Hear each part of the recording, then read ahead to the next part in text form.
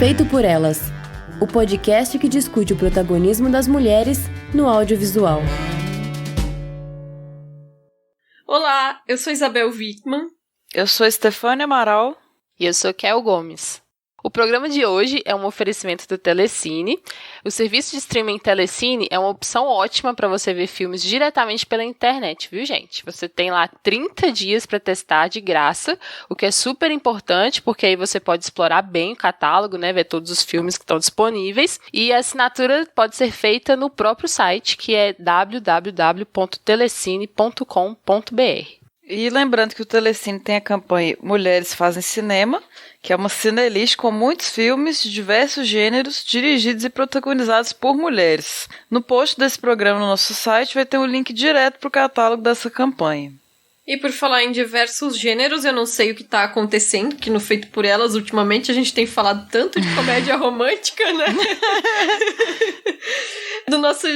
Nos nossos especiais de Dia dos Namorados, a gente geralmente, ao longo desses anos, escolheu diretoras ou atrizes que têm uma presença forte no gênero, e a gente já fez sobre a Nancy Meyers, a Nora Ephron. E ano passado nós fizemos sobre a Sandra Bullock, e muita gente comentou dizendo que tinha faltado falar do filme A Proposta, né, da Anne Fletcher. Anne Fletcher, que é uma diretora que trabalha muito no gênero, né, ela trabalha muito com comédia romântica.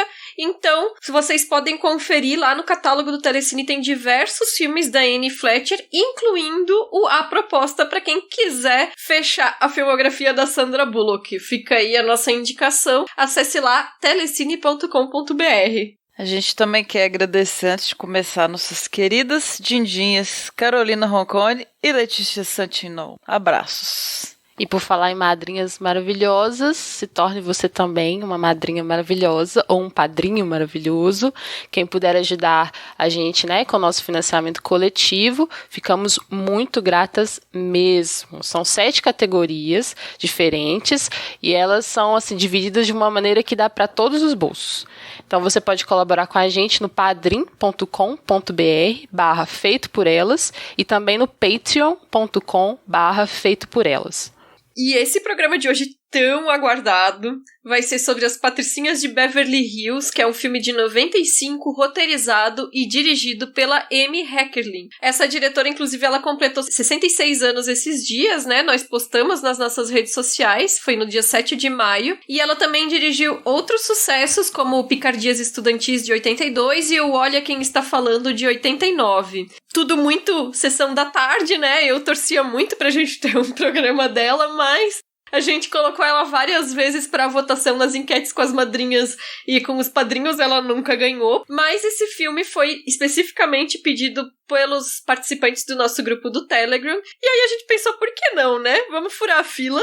Porque a gente já tava planejando fazer um programa mais pra frente, vocês ainda vão ver, eu acho que em julho, não tenho certeza agora, sobre Emma, né, que foi essa adaptação mais recente do livro da Jane Austen com o mesmo nome. E As Patricinhas de Beverly Hills também é uma adaptação de Emma, né, modernizada. Então, como a gente tá sem lançamentos no cinema e a gente tem um pouco mais flexibilidade com as pautas, fizemos isso. Furamos a fila, e essa vai ser a segunda vez que a gente vai falar em pouco tempo, né, sobre um filme que é uma versão adolescente de um clássico da literatura, já que a gente fez mês passado um programa sobre o 10 Coisas que Eu Odeio em Você. E vai ser o terceiro mês seguido, né, que a gente faz sobre filmes adolescentes, se a gente contar aos 13 que a gente conversou em março. E é, assim, uma temática que até então, na história do Feito por Ela, se a gente pegar os nossos quase 4 anos, quase não costumava aparecer, né? Meio incomum pra gente, né? Falar sobre filmes adolescentes. O que vocês acham que tá acontecendo com a gente nesse momento? Cara, eu acho que a nostalgia bateu, assim, tamo em casa e tamo revendo nosso passado, como nunca, né? Abrindo aí as caixas de foto. Então a gente tá voltando pra adolescência, com força. E eu acho legal revisitar esses clássicos, né, com o olhar de hoje, igual a gente fez no 10 Coisas, nós três, como a Isa disse. E o 10 Coisas, inclusive, né, várias cenas inspiradas aí no Clueless, né? Esse Clueless é um clássico, um ícone muito copiado, não só os looks da Cher, mas o filme, né, foi bem copiado aí nos filmes adolescentes. E é isso aí, é nós em nostalgia de quarentena. Exatamente. E revisitar faz a gente voltar no tempo até pra pensar como a gente era, né, quando era mais jovem, assim, o que a gente gostava de fazer, de assistir. Ao mesmo tempo que a gente também vê muito mais claramente o quanto que a gente amadureceu, quanto que a gente mudou, quanto que a nossa cultura tem mudado e como que o cinema reflete isso, assim. É muito interessante você ver a própria evolução de As Patricinhas de Beverly Hills em relação às comédias dos anos 80 e como que estão agora, né, os filmes teens de agora, assim. Então isso é bem legal de fazer, essa análise, né, de tempos. Quando a gente fez o programa do 10 Coisas que Eu Odeio em Você, eu comentei bastante como me marcou, porque foi um filme que eu vi no cinema na época, né? É isso que a Estê falou de como 10 Coisas foi inspirado pelo Patricinhas de Beverly Hills, eu só percebi nessa revisão, assim, é impressionante como influenciou mesmo. Eu não tinha me ligado tanto, porque o Patricinhas foi um filme que me marcou menos, mas primeiro, antes da gente começar, sinopse, né? A gente nem falou o que é o filme. Que é a história de uma menina rica, a Cher, não Emma, mas enfim, né? Que é vivida pela Alicia Silverstone, que ela usa o poder de convencimento dela pra conseguir as coisas que ela quer. E ela não tem muita crítica da parte do pai dela. Pouca ou nenhuma crítica, né? E depois que ela consegue fazer 2 professores se apaixonar, ela meio que resolve fazer uma transformação da aluna nova da escola, que é a Tai, que é interpretada pela Brittany Murphy, pensando em facilitar a sociabilização dela nesse novo ambiente da escola, né? E pra começar a nossa discussão sobre o filme, vou fazer aqui uma pergunta muito séria, muito importante. Ai. Qual é a roupa preferida de vocês das que a Cher usa no filme? Importantíssimo, a gente realmente não pode começar sem discutir essa questão. Inclusive, aquele aplicativo que ela usa no início do filme, meu sonho de consumo, alguma coisa do tipo, eu já procurei, se alguém souber de algum, eu já cheguei a fotografar todas as minhas roupas numa época, mas nunca deu certo de jogar no app e funcionar daquela forma interativa, ou seja, nos anos 95 ali, tecnologia mais avançada do que os aplicativos de looks de hoje, mas enfim. Qual que eu gosto mais? É um look outsider, um look lá do B que ela usa ali na casa quando ela tá com o Homem-Formiga, mais no início do filme. Meio gótico, ela tá com uma blusinha branca e uma blusa preta transparente por cima, com uma manguinha assim, bem gótica suave. Eu adoro aquele look. Usa até um crucifixo assim pra marcar mesmo. E um mais clássico, quando ela vai pra festinha, que ela usa um vestidinho Calvin Klein branco, parece que ela tá enrolada numa toalha apenas, bem minimalista 90. E depois ela ainda põe outra sobreposição de transparência que ela adora, que é muito luxo, que eu amo esse look, gente. Ai, que sonho. Nossa. Tem o vestido vinho também, que tem um lacinho que ela usa, e aí no outro dia a colega imita. Também adoro esse. Sim, que é tipo um decote imperial, assim, né? A cintura debaixo do busto.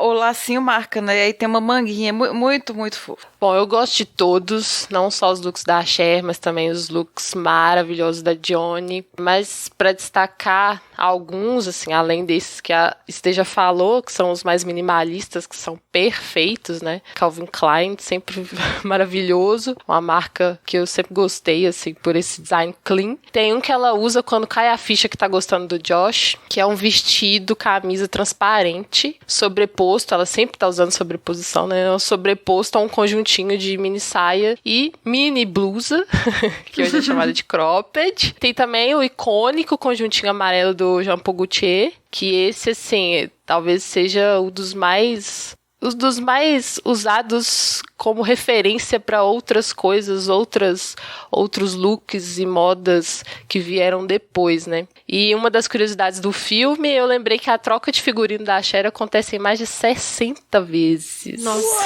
Então... Cara, é tão sutil, a diretora é realmente invisível nisso aí, porque... É tão natural, tão fluido isso. Quando você vê ela tá com outra roupa, isso não é incômodo, não parece um desfile. É ótimo. Não, é incrível. E eu acho que, e assim, deve ter sido cansativo também, né? Assim, ficar trocando tanto, pensando, enfim, mas ao mesmo tempo divertido, porque tava ali meio que brincando de boneca também. É delícia. Bom demais. E aí, com tantas opções assim, com essas roupas que foram tão bem pensadinhas e deixando a gente, né, com desejo tal, não é à toa que se tornou essa referência toda, né? Aí eu acho que, assim, não só serviu muito bem pra retratar aquelas meninas, né, aquela narrativa, como também para as tendências de consumo que, bom, servem até hoje, assim, vez ou outra você vê um estilista ou uma marca que se inspira no filme para fazer uma coleção de moda. Uhum. E essa coisa do programa de computador que a Esther falou, nossa, isso foi genial. Eu desejava isso na época e continuo desejando, porque realmente eu também não conheço um aplicativo tão perfeito quanto aquele, porque não só ajuda nas combinações, né? Na verdade, na época é um programa de computador, né? Que ela tem no computador dela. Não só ajuda nas combinações, como também ajuda a ver o que você tem no guarda-roupa, né? Uhum. Então, muitas coisas a gente esquece de usar porque a gente não tem nem noção que tá ali guardada, não consegue combinar. Então, aquilo é perfeito pra te fazer ver o que tem e combinar da melhor forma possível. Por favor, alguém aí que seja programador, seja desenvolvedor. Desenvolvedor de aplicativo. Acho que é uma boa demanda, viu? Cara, eu já procurei muito um app que fizesse isso por causa desse filme. Eu já perdi Realmente. muito tempo procurando isso, porque e aí tira a foto, só que aí não carrega direito. Não dá certo. E só Não o espaço que você gasta no celular, por exemplo, pra colocar todas as fotos das suas roupas, é difícil, assim, isso funcionar de uma forma saudável. Então, por favor, aí faça alguma coisa online, alguma coisa de fácil acesso, né? Sonhos. Enfim, não tem nenhum, queremos, né? Queremos, precisamos. Poxa, se em 95 tinha, por que em 2020 a gente não tem, né? A magia do cinema, né?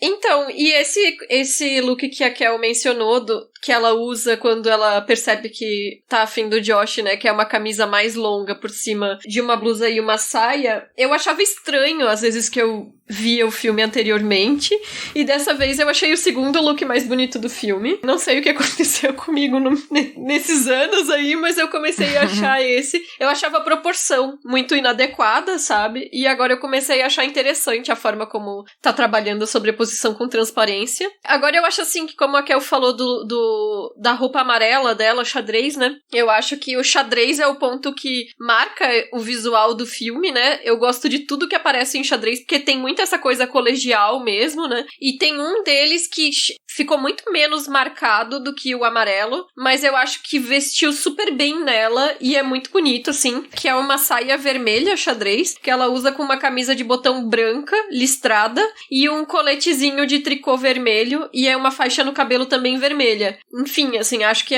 eu lembro quando entrou na moda essas roupas, né? Que era em 95 mesmo, provavelmente por influência do filme, que as meninas tinham muito essas roupinhas, tipo colegial, né? Meia 3/4 com saia xadrez na época. E assim, na época do filme, eu não lembro quando eu vi pela primeira vez, porque ao contrário das coisas que eu dei em você, eu não vi no cinema. Com certeza eu vi na sessão da tarde, dublado, né? Eu não ligava muito pra ele, eu não gostava dele em particular. Não era um filme assim de, meu Deus, vai passar as patricinhas de Beverly Hills, eu preciso assistir. Acho que eu tinha um pouco de preconceito pelas personagens que eram protagonistas, não era o meu tipo de personagem, assim, as patricinhas, né? E aí, quando eu tava no terceiro ano, em 2002, eu lembro que tinha uma amiga minha que depois fez faculdade de moda, justamente, né? Que ela disse que adorava. E ela disse que ela gostava especialmente porque mostrava que as patricinhas também tinham um bom coração. Que era uma vibe meio sem julgamento, que nem a gente falou sobre o Legalmente Loira no programa do 10 Coisas, né? E aí eu fui gostando mais do filme conforme eu fui revendo. E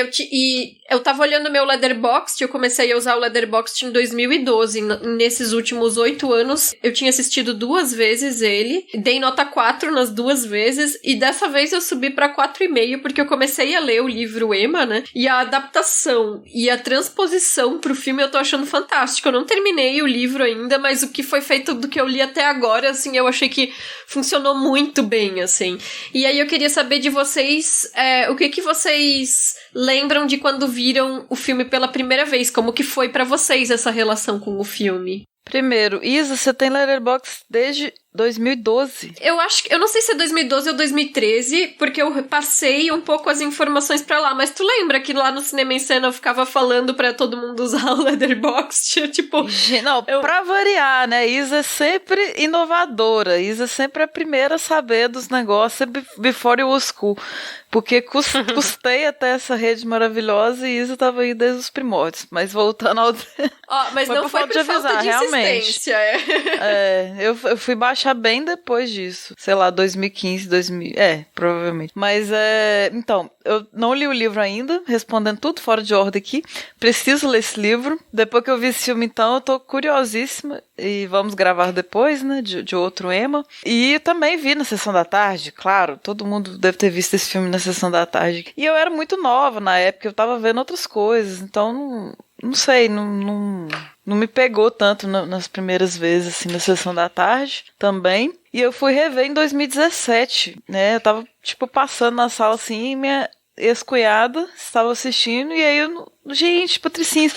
E aí eu não consegui parar de rir e assistir com ela, e achei maravilhoso. Eu falei, nossa, por que eu não redescobri esse filme antes, né? Eu seria uma defensora dele se eu tivesse visto, especialmente pela trilha, que nós vamos comentar depois. É um filme ótimo que eu me perdi dele muitos anos e fui redescobrir ele mais tarde. Eu vi nesse contexto Sessão da Tarde também. É o nosso contexto, né? É o contexto da nossa geração, assim. Do começo da nossa cinefilia. E eu já amava, desde essa época, assim. Eu não era patricinha, nem tinha como ser. Mas assim, eu nem sei, eu tava aqui pensando também que eu nem sei o termo teen pra isso hoje em dia, qual que é? Patricinha hoje em dia, não se fala patricinha, né? Deve ter outro termo, mas eu não faço a menor ideia de qual seja. Nem ideia também. Mas exatamente porque o filme não julga essas personagens, né? Mesmo elas sendo muito privilegiadas, mesmo elas sendo alienadas de problemas sociais, o filme ele nos aproxima delas de uma maneira muito interessante, porque vai lidar com um cotidiano com o qual a gente tem uma curiosidade, né? A gente tem essa curiosidade de saber, nossa, essa galera rica que vive em Hollywood, vive na Califórnia, então eu acho que fazia parte do nosso imaginário essa curiosidade. E também a questão ali do cotidiano na escola, que isso é universal, por mais que tenha as diferenças de contexto, né, de ser uma escola rica, enfim. A própria amizade, né, essa coisa das meninas, a amizade ali da Cher, da Dione, de ter essa melhor amiga, assim, essa confidente. Também a abordagem voltada para comédia romântica. Inclusive, eu acho que o filme chega num momento em que ele se foca nisso completamente, né? E que era um must da época também. Então, acho que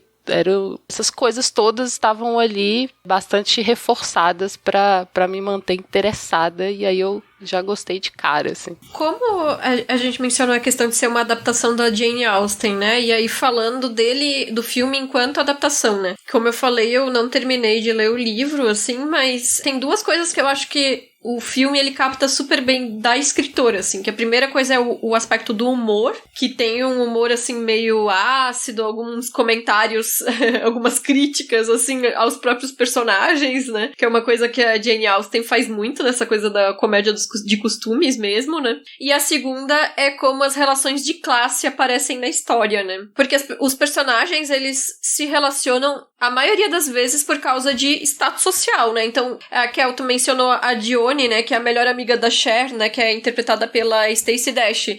Mas a Cher, ela diz, assim, que elas são melhores amigas porque as duas passam pela mesma coisa, as duas são invejadas. Ou seja, a proximidade delas, às vezes, não é nem tanto a afinidade, mas a posição social que as duas ocupam no contexto da escola. E aí, depois, ela explica pra Tai as tribos da escola, né, que nem acontece no 10 Coisas e que provavelmente foi referenciado, né. E ela faz isso mais pra Tai se situar qual classe ela deve pertencer naqueles grupinhos e com quem ela não deve andar para que isso aconteça. Porque se ela andar com determinadas pessoas, meio que a reputação dela se mancha, né, nesse contexto. Mas essa coisa da Tai conseguir interagir bem com as pessoas não vem também com uma naturalidade, porque ela é outsider quando ela chega ali, né? Ela tá tentando se esforçar aí pra aprender o jeito da Cher de fazer as coisas, mas o estilo dela é outro. outra. Então tem uma cena que eu acho que é bem marcante nesse sentido, que a Cher tá tirando foto de todos os amigos sentados em torno de uma fonte, ela pede pra Tai chegar perto, e a Tai, ela não fica só fisicamente isolada, ela fica meio de ladinho até a Cher pedir pra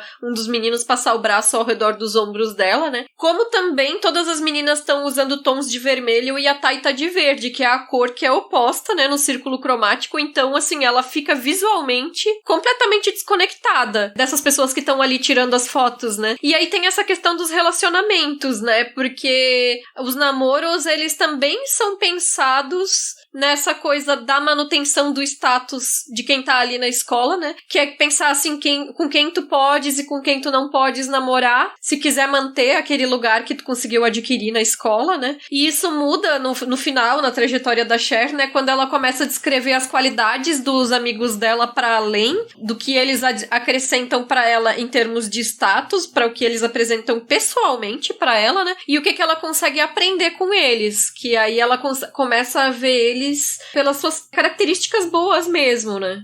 Eu tava pensando, assim, eu não li o livro ainda, mas tem um momento que o Paul Rudd, Homem-Aranha, eu nunca lembro o nome do personagem. Homem-Aranha não, Homem-Formiga. Ó, já tô trocando até os heróis. É o Josh. O Josh. Ele fala que ela é egoísta, né? Egocêntrica e tal. E aí eu acho que o filme foca tanto mais nisso, assim, nela não sendo isso, nela mostrando que ela é mais altruísta do que egoísta. Ela demora pra cair a ficha do romance pra ela, assim. Eu acho que são vários momentos que ela tá fazendo as coisas para os outros. Eu acho isso muito interessante no filme. Tipo, nessa foto mesmo, ela não tá na foto. Ela tá tirando a foto dos amigos dela. E ela fala como que ela se sente bem em fazer as coisas pros outros e tal. Ela custa pensar... Acho que não é nem do meio do filme pra frente, é quase no final que ela vai falar assim, então peraí, eu também posso ter um romance e tal, né, não ficar só querendo ajudar a coleguinha. Claro que eu acho que ela quer ser amada também, e muita coisa ela faz por ego, naturalmente, ainda mais nessa idade. Mas eu acho que é uma personagem bem positiva, assim, nesse ponto, assim, do altruísmo mesmo, e rompe alguns padrões nesse sentido do romance começar depois, né, ela não se forçar a ter um romance, querer ter um namorado e tal. É que eu acho que esse processo dela do altruísmo, no começo, é pra se beneficiar. No caso do romance dos professores, é pra melhorar a nota dela, né? Uhum. E depois pra provar que ela é capaz. Então, assim, ainda é uma coisa pra ela. E aí é só mais no final, quando ela começa, por exemplo, a ser capitã de negócio de arrecadar mantimentos para as outras pessoas, é que é um negócio muito mais pros outros do que pra ela. Então ela tem esse processo de, tipo, ela sempre quis se preocupar e ajudar os outros, mas a motivação central no início era ela mesma. E aí ela vai mudando isso. É como se ela tivesse essa sementinha do altruísmo, mas não soubesse canalizar, né? Tipo, eu tava muito ainda focado em usar disso pra ela também ter o seu benefício, né? Mas com o amadurecimento, com o que ela vai aprendendo, ela vai entendendo que ela se sente bem, de fato, assim, quando ela vê que ela pode ajudar e que ela vê que ela tá fazendo algo bom, né? Então, eu acho que até pelo que ela sente, assim, de ela entender que faz bem pra ela isso. Mas, assim, eu acho que por mais que o filme coloque essa questão positiva dela e também não julgue, não só ela, mas os outros personagens, também o filme não se isenta de apontar esse status, né? Como que é importante naquele ambiente e como que ele afeta as decisões, como que ele afeta o próprio julgamento das personagens ali em relação aos outros. E a própria Cher, assim, mesmo com esse bom coração, com uma certa ingenuidade, e ela também não destrata ninguém, mas ela tem seus preconceitos, e ela tem as suas falhas, assim.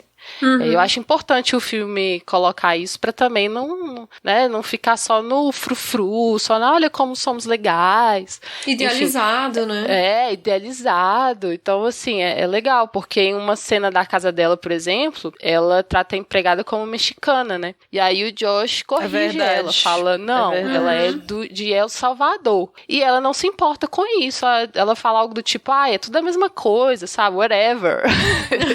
Whatever, que é uma gíriazinha, né?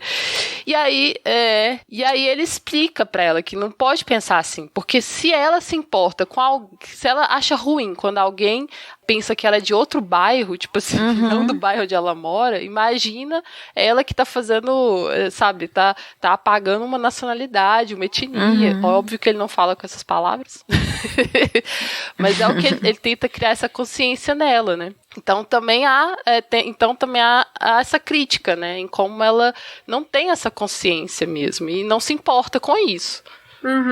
E pra época é super inovador o Josh fazer isso, assim, né? Porque o tanto de problemas que a gente vê em filmes dos anos 80, 90, de politicamente incorreto, né? Tipo, acho que aqui é super... Não é grave, não chega a ser grave, assim, até porque tem essa correção na hora, né?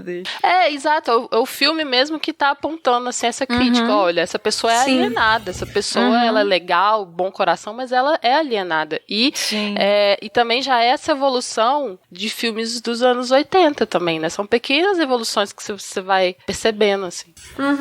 Porque o filme até mostra, assim, que, por exemplo, ela se interessa por debate, mas aí em um debate ela até menciona, né? Não, nós temos que receber os refugiados, não sei o que lá. É que nem quando aparece gente não convidada pro jantar, sem confirmar, né?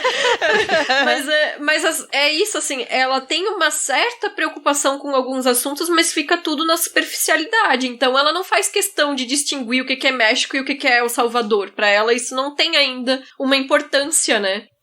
E sendo que a pessoa mora na casa dela, né? Exato. E aí, tanto que o Josh, ele faz esse contraponto, e isso eu acho que é uma das coisas que foram bem adaptadas também, porque o personagem no livro, como no filme, o pai também não é crítico às ações dela, na verdade o pai acha tudo que ela faz lindo, né? Igual no filme, né? Maravilhosa, minha filha, né? E aí, o Josh, ele é a pessoa que, tipo, admira ela pelas suas capacidades e pela forma como ela vai atrás das coisas dela, mas ele é crítico justamente a essa parcela de insensibilidade pautada numa superficialidade, né? E aí tem aquele momento que eles estão assistindo TV, ela tá vendo Beavis and Butthead, né? E aí ele muda pra CNN, e aí ela reclama, e aí ele diz, sabe que algumas pessoas se importam com o que tá acontecendo no mundo lá fora, né? Tipo, é total isso, né? Mas aí eu vou puxar pra um outro tema, já aproveitando o gancho do Josh, que é a trilha sonora, né? Porque justamente pra construir ele como esse cara, que é o cara sério, que já tá na universidade, um pouco mais velho que ela, né? Que se veste de preto, fica lendo Nietzsche na beira da piscina, né?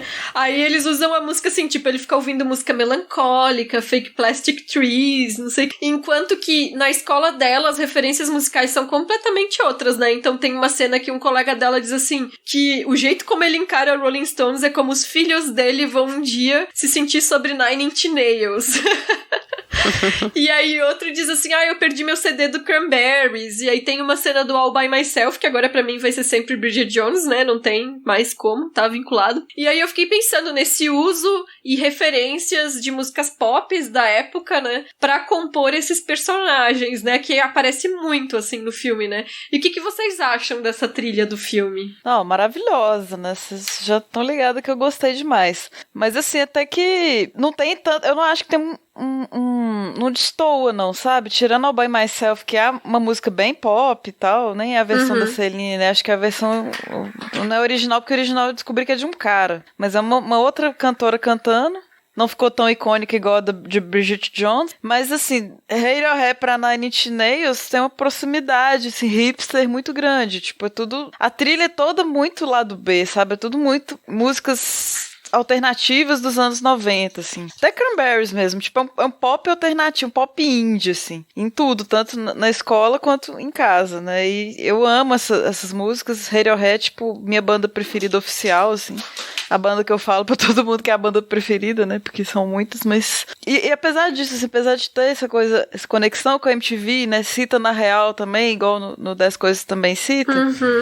Também toca No Doubt, né? Tem outras bandas que eu notei aqui. The Muffs, Supergrass, Beast Boys, tudo MTV, anos 90. Mas o filme não tem essa linguagem, essa montagem videoclipe, né? Igual a gente vê aos 13 e em muitos outros filmes. Acho que ele tem uma estrutura de cinema quase, não diria clássica, assim, mas acho que a diretora é bem classuda, assim. Não acho que é um filme que tem uma linguagem só jovem, sabe? Eu achei ele muito bem... Como que eu vou explicar isso? Tipo, não é um filme que tem a montagem de videoclipe. Sim. Ele não usa a trilha de uma forma, cenas aleatórias e tal. Ele tem uma sequência muito mais pro cinema clássico do que pra um filme jovem. Eu diria assim, eu senti isso nele. Eu também acho a trilha incrível. E outra curiosidade é que a Alicia foi escolhida pela Heckerling por ter visto ela nos videoclipes do Aerosmith, aquela trilogia maravilhosa de Crying, Crazy e Amazing.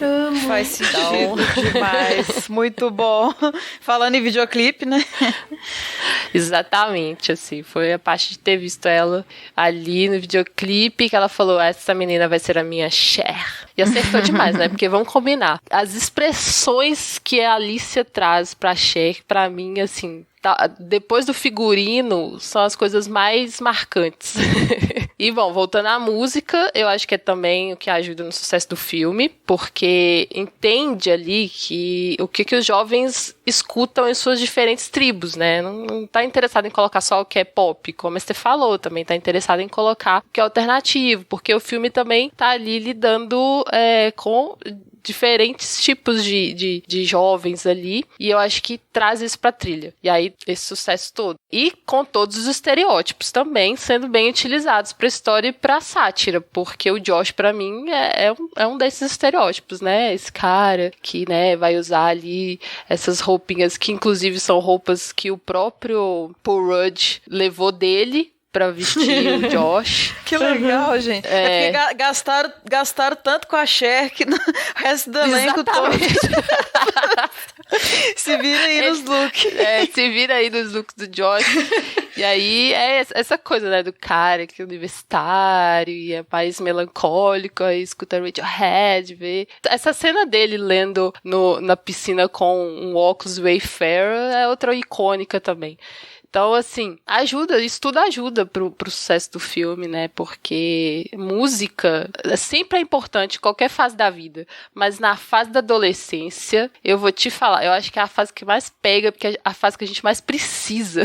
Porque a gente tem aquela coisa de se apoiar muito emocionalmente na música, né? E, inclusive, é quando a gente sabe todas as letras, né? Eu lembro de ficar procurando pelas letras das músicas na internet para poder decorar e saber cantar, as próprias coreografias que eu já comentei nos outros podcasts que a gente fez, também era algo importante para saber, enfim, música nessa fase é das coisas mais importantes mesmo. E por falar no Josh, né, no filme a gente não mencionou exatamente a relação dele, né, mas ele é um irmão de criação da Cher, né, ele é o filho da ex-esposa do pai dela, né, e no livro ele é o irmão do marido da irmã mais velha dela, né? Então eu achei que... Deu bug aqui. Deu bug, já não tô entendendo nada. Tem que desenhar isso aí pra entender isso. Ela tem uma irmã mais velha, a irmã dela casou e ele é o irmão do marido da irmã dela. É isso.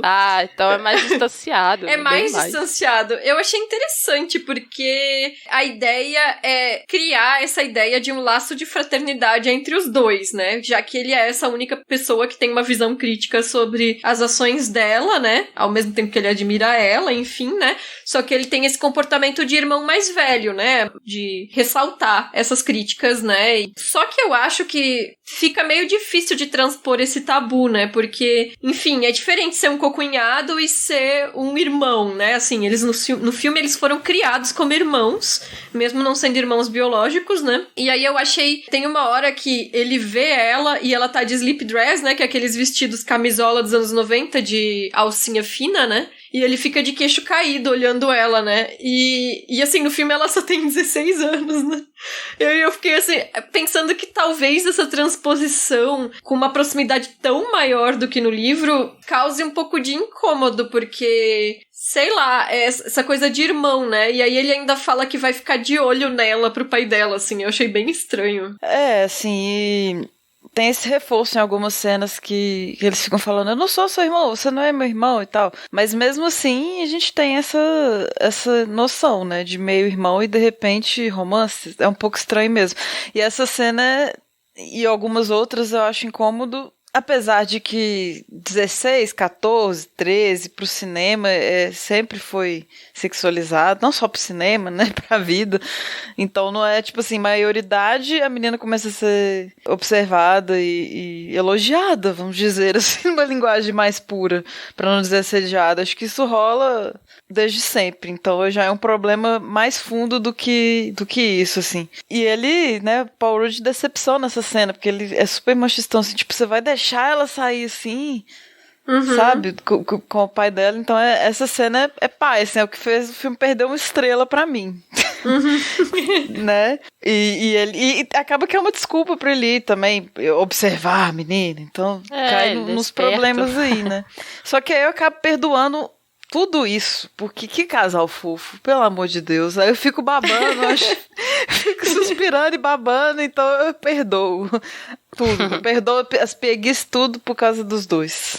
Ó, eu alivio muito essa coisa deles serem criados como irmãos, porque o filme não mostra essa criação. Eu acho que só mostra a conexão entre eles já crescidos, né? E que desde o início vai te dando sinais da atração que eles sentem um pelo outro. É uma coisa sutil, a do Josh não, você já sabe de cara, mas a dela também já tem algumas coisas ali, por exemplo, o fato ali de querer, sabe, brincar um com o outro, de tocar um com o outro, assim, sabe, aquela coisa do interesse pelo corpo do outro, mas ainda tá se descobrindo, e isso eu acho bem legal, assim, como que as coisas vão se aflorando, né? Então, é um interesse que tá sendo colocado desde o início de forma sutil e que vai crescendo. E que eu acho muito fofo também. E eu amo Paul Rudd desde esse filme. É um crush do cinema pra mim até hoje. E que não envelhece incrivelmente, tá com a mesma carinha. Você bota a foto dele desse filme com a foto de hoje, Homem-Formiga, como a Estê fala. É tipo assim, sabe, é incrível, gente. O cara tá com o mesmo rosto, o mesmo corpo. É óbvio, tem alguma diferençazinha, mas é muito pouca. E é isso, assim, eu acho que pra mim não surge esse incômodo, não. Me incomoda exatamente, como a Estê falou, essa coisa dele, né, nossa, vai deixar ela sair assim, mas também tem essa coisa de ele tá com ciúminho, né? Ele tá vendo aquela mulher exuberante que ele tá interessado e essa menina vai sair por aí desse jeito. Alguém vai se interessar por ela também, sabe? Vai passar na minha frente e eu não quero deixar que isso aconteça. Aí o machão super protetor vai lá. Né? Essa coisa do ciúme como uma demonstração de interesse, né? Exato. Essa coisa dos relacionamentos, né, esses problemas, assim, que a gente percebe hoje, tem também no relacionamento que eu adorava quando eu vi a primeira vez, que é o relacionamento da Johnny e do Murray. Eu achava super divertido na época, eu me lembro. E que, revendo hoje, eu vejo o quanto que tem de problemas ali, desse controle mesmo do Murray sobre o corpo, sobre as decisões da Johnny, sabe, sobre como ele trata ela. Às vezes, né, com uma pegada até mais abusiva, assim. E aí você pensa, caramba, isso passou completamente despercebido na época, sabe? E eles chegam, a própria Cher chega a comentar, assim, que eles têm um relacionamento tipo ioiô, assim, né, que vai e volta nesses conflitos. E ela disse, parece que se inspiraram na Tina Turner e no Ike, assim. E eu fiquei, nossa, essa piada bateu mal, assim, sabe? Muito. Eu não lembro se na época já se sabia, como hoje, o tanto que a Tina Turner até apanhava do Ike, né? Assim, era um relacionamento completamente abusivo, assim. Então, tentaram fazer uma piadinha com isso. Eu não sei qual era o contexto da época, mas no olhar de hoje, assim, não funcionou mesmo, assim. Sim. Total. E mudando completamente de assunto, porque a gente tava falando de algo pesado, e aí agora vamos voltar a falar sobre os aspectos leves do filme, né? Aproveitando o Murray como gancho, tem um certo momento em que a Cher faz uma descrição da moda masculina da época, né? Que ela diz assim que é como se os meninos eles se vestissem caindo da cama com as calças largas, o boné virado pra trás. Eu achei uma descrição perfeita, uma análise ótima. Isso é muito legal. E como a câmera vai focando, né, assim, nesse uso, assim. E é bom também porque serve pra mostrar como que o Christian todo arrumadinho, todo alinhado, não é como os outros. Então já é aquela dica básica pra se prestar atenção. Cher, você está se iludindo, querida. Hello, o problema não está em você, não tem problema nenhum, na verdade, só que não é o que você estava pensando. O problema são as expectativas. Exatamente. Expectativas. E ainda sobre esses aspectos visuais, né, eu gosto da cena final, que não é a final, mas a cena em que a Cher e o Josh ficam juntos, né, que eles estão numa escada que tem toda uma simetria, que é uma escada dupla, né, que abre pros dois lados ao redor deles, e a câmera ela fica fechada no rosto de cada um, e aí abre, né, pra essa simetria, que é como se estivesse emoldurando os dois, né. E aí eu acho engraçadíssimo que pula pro casamento e ela zoa, dizendo as if, até parece, né, porque é aquela pegadinha, né, não é o casamento deles, é o casamento dos professores, né, e aí ela ainda diz, aqui é Califórnia, não é Kentucky. Pois é, muito bom, cara. É uma sacada, né? Porque eles estão de costas, de longe, assim, né? Eu não entendi esse negócio de Califórnia, Kentucky, porque eu não sei o que significa, assim, né?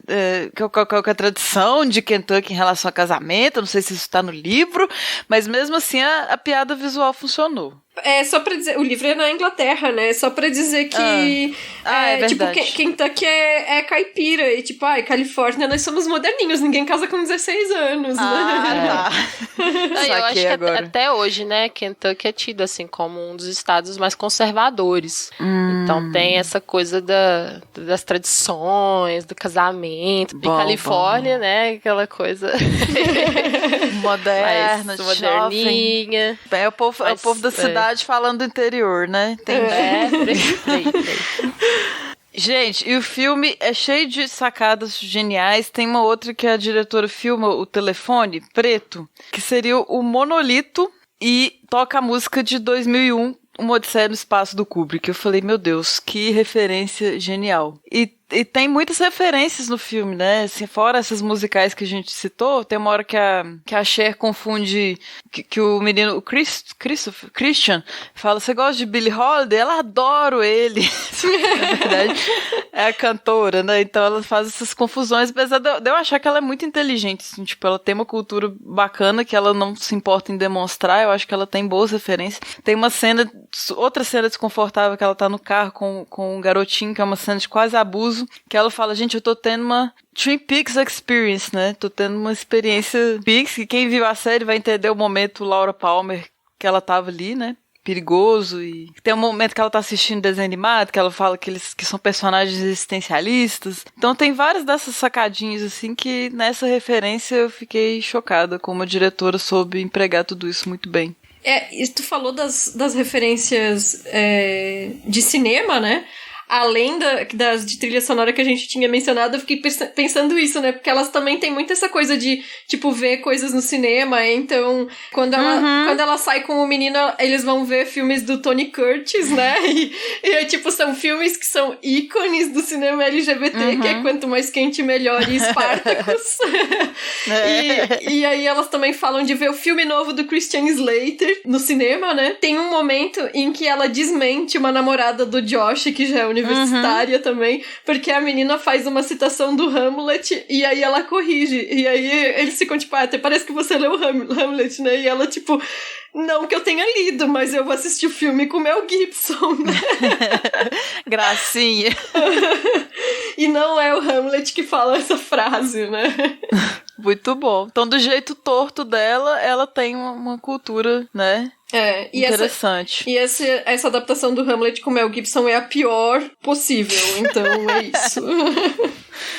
Isso é muito bom mesmo. Nessa revisita, o que mais me chamou a atenção foi a intertextualidade. Com certeza, assim. Essas citações a outros filmes, outras obras, acaba tornando, pra gente que é cinéfilo, né, torna a coisa muito mais divertida, assim, de você identificar os filmes, de entender as piadas. Essa coisa dos Spartacus, por exemplo. Isso aí você vê, Cher, minha filha, o quanto que você tá dessituada. Você não tem noção, vendo os mesmo, filmes porque... errados. Não, tipo, ele lá dando todas as indicações, e inclusive em Spartacus tá vendo a cena, né, que é, assim, uma cena mais gay do filme, digamos. E aí, nem isso ela se toca, né, porque realmente ela, apesar de ter uma certa cultura e tal, algumas coisas ela não pesca. E essa é uma das piadas melhores mesmo que o filme faz. E sobre essa coisa do poder de convencimento dela, né, e de como o pai dela não critica...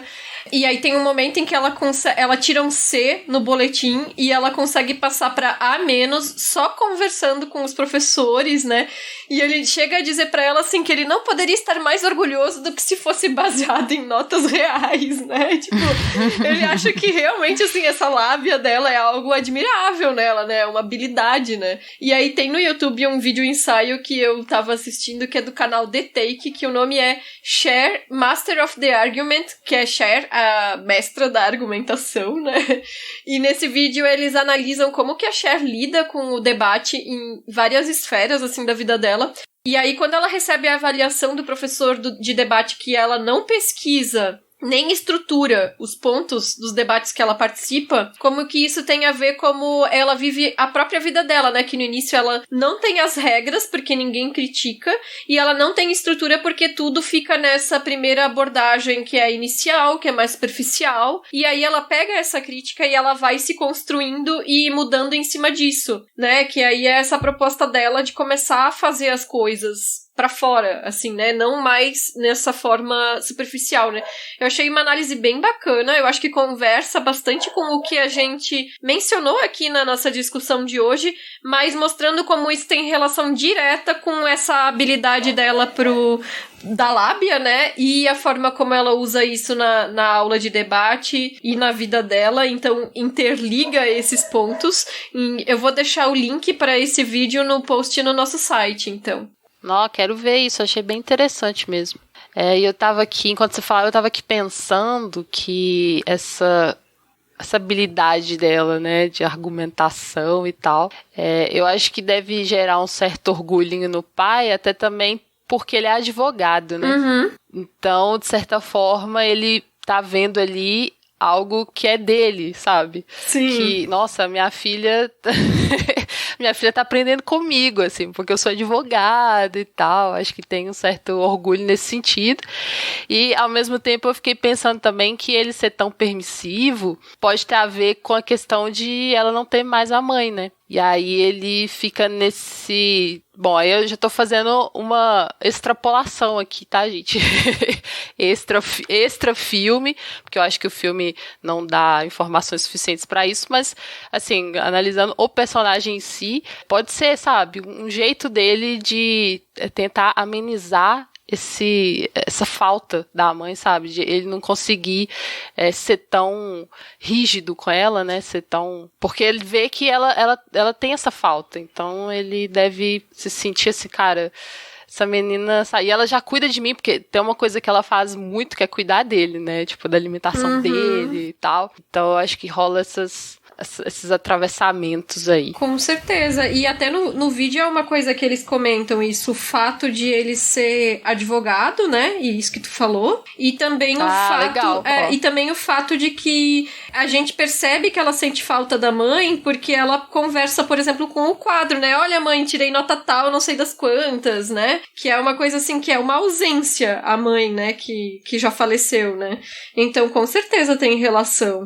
E, de novo, né, a gente citando das coisas em alguns momentos, é outra personagem órfã, né, de mãe. Outro pai que lida com isso da forma dele ali, né, permissivo. Nesse caso não é um pai controlador, né, ao contrário do que acontece em 10 coisas, né, um pai que permite tudo. Não sei como é que é no livro, porque ela tem uma irmã mais velha, no caso que Isa falou. Aqui filha única ainda, né, que ainda vem com o plus daquele estereótipo de ser mimado e tal, e realmente tem tudo pra si ali, né. Mas outra questão que a gente já falou também é a linguagem do filme, assim, que jovens que falam difícil, né? Que falam de forma adulta, que usam expressões adultas pra idade. Tem um momento que a personagem da Brittany Murphy, também não lembro o nome dela, fala, nossa, mas como que vocês falam, né? Falam bem e tal. Aí a tia, isso é um colégio muito bom.